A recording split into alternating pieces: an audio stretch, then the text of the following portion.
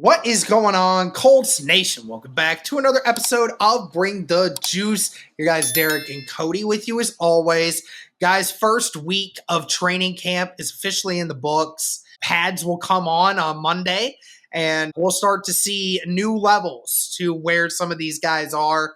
Obviously, it's mainly just a glorified run through the first week, try to get back into the feel of football a little bit. But we wanted to discuss some winners and some losers. Some other Colts content creators have been talking about that, so we figure we'd do our own. We're going to go ahead and hop in with the first winner here. And I think Cody and I want to say the majority of the secondary has been a winner this week. You noticed it from the team periods. You noticed it from a whole bunch of things that the secondary, they've been making life difficult for these quarterbacks. So these quarterbacks certainly have not had their easy share of success when going up against this secondary. It feels like, Cody, that we've seen a lot of different guys make a lot of different plays. It feels like everybody's been getting in on the action, really. I mean, talk about Charvarius Ward. He's been doing his thing. Bynum coming in. He's done his thing. Cross has had some time, and especially with some of these other corners. Jalen Jones has been competing for that cornerback 2 spot. Same with Juju Brents. Justin Wally's been getting in with the first teamers a lot. And even Womack's been making some plays here and there. So, I mean, yeah, it's been exciting to watch this secondary this week, Cody, kind of do its thing. Yeah, no doubt. And that's even with multiple days of 2 of your top corners missing at least one of those practices, right? You had the first day where you had all, Kenny Moore and Charvarius Ward. And then, obviously Ward had a rest day. Kenny Moore dealing with a minor injury. So he's not been in there. And that the secondary, like you're right, the secondary has still been pretty locked down and has made things very difficult. And, there's 3 guys, I think, outside of obviously Charvarius Ward, that you feel very excited about. Of course, you got guys like Jalen Jones, who was the starter last year. He's been making a lot of big plays. You have the rookie Justin Wally, who's been making some big plays. And then Juju Brents as well has been making some nice plays for you. So, man, you feel like when this secondary is at full strength, you have, like, these guys, if they continue this and they keep this up, this is a very talented cornerback room, like very talented. And that's not even factoring in a couple other guys as well. And I know one of those guys we'll talk about when we look at some of the losers or stock down guys here in a minute. So, yeah, it's been great to see this young corner room do their thing. And, we talk about, you honestly probably put the offense in general in the loser category for week 1, but the secondary is a big reason why. They've made things in life very difficult for these guys. So that is definitely exciting, especially considering the state of the secondary last year and how much it's greatly improved from a talent standpoint. So, yeah, all that to say, Derek, you're absolutely right. The secondary, at least through week 1, of training camp, which I feel like you get a better feel for that kind of stuff rather than, the trenches, the O-line, D-line, but you do get a better feel when it comes to, the secondary, wide receivers, things of that nature. So, yeah, all that to say, secondary definitely was balling out this week. Yeah, absolutely. It's fun to watch all of them compete and a lot of them get a chance to show what they've got. And then that directly impacts the next guy here that we're going to talk about as a winner, and that is Anthony Richardson. I think that after everything we have seen, Cody, and even from myself who was at practice on Saturday watching these 2 quarterbacks compete in every rep, I mean, Cody, there's just I think that the majority consensus was that the first week, Anthony Richardson gained the upper edge on Daniel Jones. Now, whether or not the coaches agree or disagree, that's up to them. Now, obviously, when it comes to these next couple weeks, when the pads go on and, more stuff goes into formation where they're going to be doing a lot more 11-on-11 work and they're going to be doing like things for their playbook, then we'll start seeing where things go from there. But I think the reason you give Anthony Richardson the winner this week was that he showed you, while both quarterbacks had their struggles, Anthony Richardson showed you that there was still the opportunity for the bigger play to happen with Anthony Richardson versus watching Daniel Jones. I mean, Cody, just from my practice alone when I went there Saturday, it took almost an entirety of the practice and team period work to even see Daniel Jones attempt a pass even 10 yards down the field. I mean, virtually non-existent for the longest time. And Anthony Richardson had quite a few of those. Now, that certainly skewed the completion percentage a little bit. And obviously, there are still some things that we have still to see him work on. You're a fool if you think that everything was going to be fixed this year with Anthony Richardson. Clearly still has a ton of work to do. But one thing you have seen is you saw Anthony Richardson this week do something, Cody, that through the first couple years, he struggled big time. And that was throwing off his back foot, going to his left. That was something he very much struggled with. And through the first couple weeks, has had multiple throws that were on target, on time, and resulted in huge plays or a touchdown. And that's just something that you're starting to see. The mechanics are getting better. They are getting better. They're not perfect yet. They're not even close, but they are getting better. And it's showing you from this week, Anthony Richardson was able to take advantage of his opportunities a little bit more. Yeah, it's surprising how much, he kind of, I think, in certain ways, took the upper hand this week. Again, it's week one. There's a lot more football to be played. But I think we all kind of thought, he's coming into camp with a little bit of a disadvantage, right? Because he didn't have mini camp practices. He didn't have some of that stuff. And, to be clear, let's be fair, you already said it, but I'll say it again. Neither quarterback was good enough to be where we need to be. Neither of them were this week. They both had their fair share of struggles. If you're playing the Dolphins tomorrow, you don't feel good about where your quarterback situation is still. But the good thing is you're still very early on into camp. There's still a lot of time to be played, and there's still some things to fine-tune and figure out. Now, will they? That's a whole different question. But at least for week one, it definitely seemed like, from what everybody was saying, Anthony Richardson gained the upper hand. And we know very quickly that can change in the matter of another week. Like, we could be coming here in another week, and it could be the complete opposite. We don't know. But as it stands right now, through 1 week of training camp, Anthony Richardson is the starting quarterback right now, subject to change, obviously. So, with that being said, there's still things he needs to figure out. I know some people talked about, you mentioned the accuracy. I know some people that were also out there pointed out the footwork. They said that looks a lot better than it did last year as well. Yep. These are just things that, different reporters are saying and stuff like that I've been reading over on Twitter and stuff like that, and different articles and everything like that.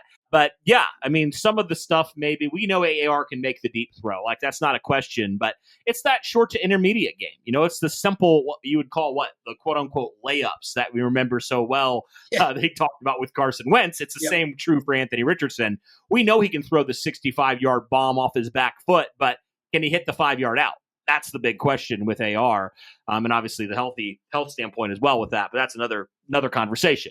So yeah, I mean, I think that's absolutely encouraging that AR took some steps. He definitely had some rough days, as both quarterbacks did. But if we're going to talk about QB1, which is the most important position to monitor, you got to talk about the guy who came out victorious this week. And we'll honestly probably do this after each week. Talk about whichever quarterback won the week, to be honest, because I mean, so much of your success or lack thereof hinges upon your quarterback play. So you got to mention that. But yeah, it wasn't perfect by AR by any stretch, and I think he knows that. But certainly it was an encouraging week to build off of for the young signal caller. Yep, absolutely. Again, we're not insinuating anything has happened so far, but obviously from what we have observed through the first week of camp, Anthony Richardson, in our eyes and a bunch of other people's eyes, has clearly set a slight advantage over Daniel Jones right now, and we'll continue to monitor that throughout training camp, because obviously that's going to be the big thing, is who's going to be the starting quarterback come week one. And Steichen did say there's really no timetable on it. They will continue to monitor it throughout the remainder of the offseason, and we'll find out as it gets closer to the start of the season. My guess is we will find out probably a week or two before week 1, but we'll see. But anyways, we're going to get to our last winner here, and it's exactly the type of winner that you wanted, because this is supposed to be the next safety blanket for the Indianapolis Colts and Anthony Richardson, and that is Tyler Warren. Cody, we had an anticipation that Tyler Warren was going to come in here and do some great things for the Indianapolis Colts. At least that was the expectation. And through week 1, he has not disappointed. I mean, he has been utilized almost as much as any other weapon out there when it comes to team period work. You've seen the highlights from Anthony Richardson and Daniel Jones, Tyler Warren making these acrobatic catches, always seeming to be open in whatever stuff that they're running with him. I mean, Cody, even from Saturday, I could tell you they're looking for him. They are very much looking for him a lot. And it says a lot about what he has been able to do already and the impression that he is making upon the coaches, upon the players, to already be utilized in such a high regard that this rookie is already becoming one of the top targets through the first week of training camp. Obviously, we'll see how that develops, but you got to feel good seeing all of these Tyler Warren clips and seeing how much he's being utilized so far. Yeah, absolutely. Yeah, it's great. And we knew he was going to be a factor in this offense. But you're right. I mean, when's the last time the Colts have had an offense, at least from a passing standpoint, had a passing offense that runs through your tight ends? Hasn't happened in a while. So it's certainly encouraging to see, Tyler Warren. We knew he was, super productive in college. So great to see that. Seems like in the pros, he's continuing to do that. And I think that's also, Derek, when talking about a young quarterback that struggles with, the short to intermediate game, that's that quarterback's best friend. I mean, honestly, Tyler Warren is going to be your quarterback's best friend. We know he's got the size, the length, the athletic ability to do it all. So, yeah, that's just going to be a great safety blanket. And we saw it, like whether it was Daniel Jones, whether it was Anthony Richardson, they were consistently finding Tyler Warren all the time. And that's just going to help tremendously going into this year, whichever quarterback does end up being QB1. So, yeah, certainly encouraging from that standpoint to actually have a tight end you feel like can be the number one guy for the next decade plus. I mean, the Colts desperately needed that. So hopefully that continues to translate. But that was probably, out of all of the things we heard from camp, one of the least surprising things to hear that Tyler Warren was absolutely tearing it up from day 1 at training camp. Yeah, absolutely. And again, guys, there's a couple other winners during this, but we won't give honorable mentions. But let us know in the comments if you have anyone else that we missed. But now let's go to the losers of this. Again, it's first week. Things can change. And hopefully these guys will continue to get better and get more chances as time goes along. First person we have to mention is Adonai Mitchell, who I think, Cody, we can all agree probably had the worst week of everyone on the team. I mean, in all honesty, because all we've been hearing all week is that he continues to get open like no other weapon on this offense. Like, he is open all the time, but yet somehow continues to keep dropping passes, continues to keep fumbling the ball, continues to just lack confidence or timing or I don't know what. But he has been struggling. And, it's so strange given the fact that, hands were never an issue with him in college. And clearly now he's still getting open better than anyone else on the team. And people are clearly seeing it. But he's not capitalizing on the moments that he's had right now. And I don't know, man. This is just so weird for him because, we don't have him in here as well, but Josh Downs has also been having a little bit of a drop issue this week too. But Adonai Mitchell far and above the most drops and inefficiency through all of this so far. So what's your take on this? Why do you think Adonai Mitchell struggled so much in week 1? Yeah, I mean, it was kind of similar stuff to what we saw last year, right? It was some of the issues when it came to, some of the drops, some of the mental lapses, that he just didn't finish plays at times, like that kind of stuff. It seems like in certain ways, some of that stuff is still poking through for Adonai Mitchell. I mean, we know he can get separation. We know he can get open, like you said, but that doesn't matter if you can't catch the football and you can't be consistent with it, right? And you can't consistently be, in the right spots where you need to be and finishing plays and making plays happen. So, yeah, I mean, he's still, like you said, he's still a young player. Obviously, Reggie Wayne believes he can do it.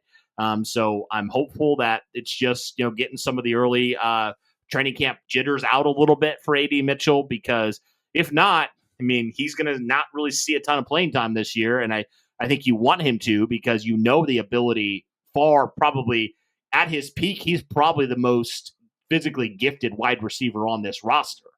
But he's got to figure it out. He's got to figure out the other parts beyond just being physically gifted, right? We know he can get separation and all that.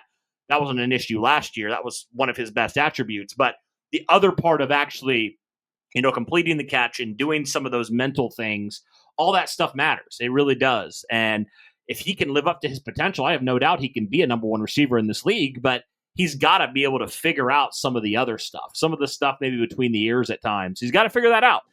So definitely frustrating that he continues to have that. I'm sure he feels it just as anybody does. But, like you said, it's still early, and it seemed like the receivers in general just struggled this week with dropping passes. So hopefully that's just an early sign of just some jitters, and they can figure it out going down the way. And hopefully, AD Mitchell can be one of those guys who does figure it out, because it's kind of concerning to me a little bit that it's still continuing into camp, a little bit concerning for me. Don't want to overreact because it is only week one. And, now that they're going full speed, maybe that changes something for him. I don't know. But yeah, all that to say, that's definitely disappointing for AD Mitchell, and hopefully he can figure it out here going into week 2. Yeah, certainly hope so, man. I don't know.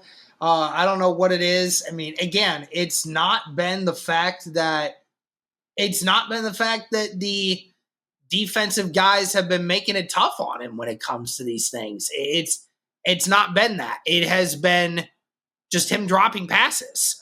I don't know. I don't know what needs to be fixed for that, but we'll continue to monitor that, and hopefully he fixes that a little bit. Anyways, moving on here to the next loser of camps through the first week, and we have to mention Daniel Jones. Now, again, it is week 1, and we mentioned it in the winners section with AR that, this can get flip-flopped very quickly.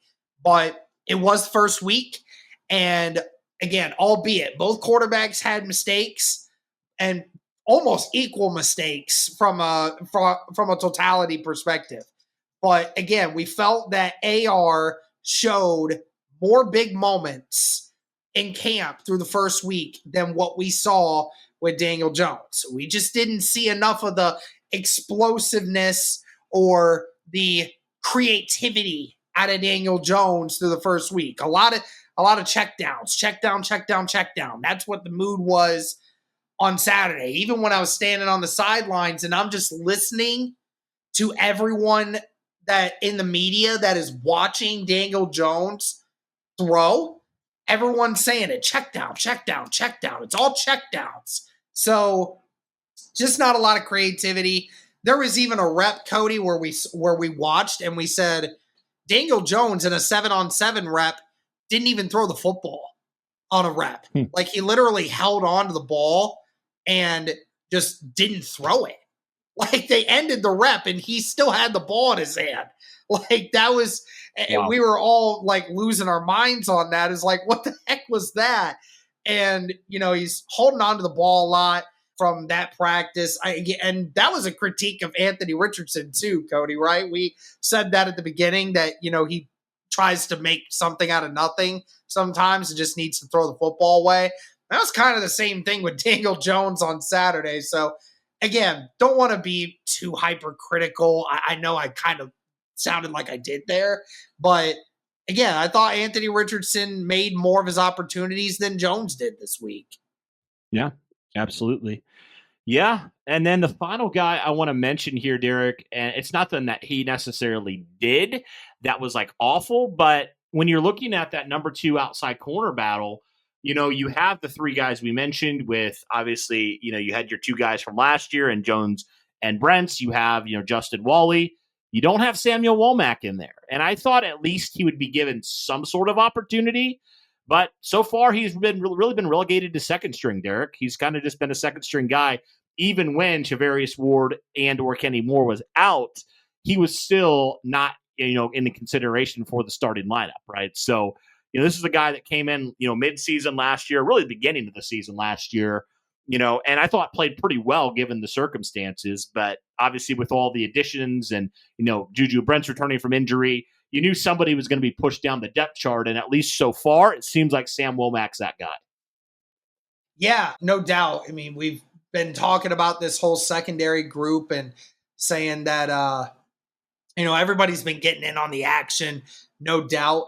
But you're right. For a guy like Womack who, played for a good chunk of last year as, the number 2 corner beside Jalen Jones, you would have felt that, Womack would have had a step on some of these guys. Whereas now Justin Wally gets drafted and Wally is now taking first team reps. Even when Kenny Moore went down with injury, Justin Wally taking over in the slot. And even Juju Brents has been getting just as many equal reps with the first teams as Womack is. And Juju Brents, I think, has played in less games through his first 2 years than Womack did last season for the Indianapolis Colts. So, I mean, it definitely is a strange development. And like you said, it's not really anything that he's done, but you're right. It feels like Womack would be further up the depth chart than where he's currently at. Now, I mean, obviously that's tough because, you just brought in Charvarius Ward and obviously Kenny Moore is still in there. But, as far as cornerback 2 options, I mean, Wally's getting more first team reps. Jalen Jones is getting more first team reps. And Juju Brents is getting almost as many. So, yeah, definitely strange to see him falling back on that a little bit. But that's going to do it for the winners and losers, guys, of the first week of training camp. Let us know your thoughts. Was there anyone that we missed? You let us know. But thank you guys again so much for all the support. We greatly appreciate it. And as always, go Colts.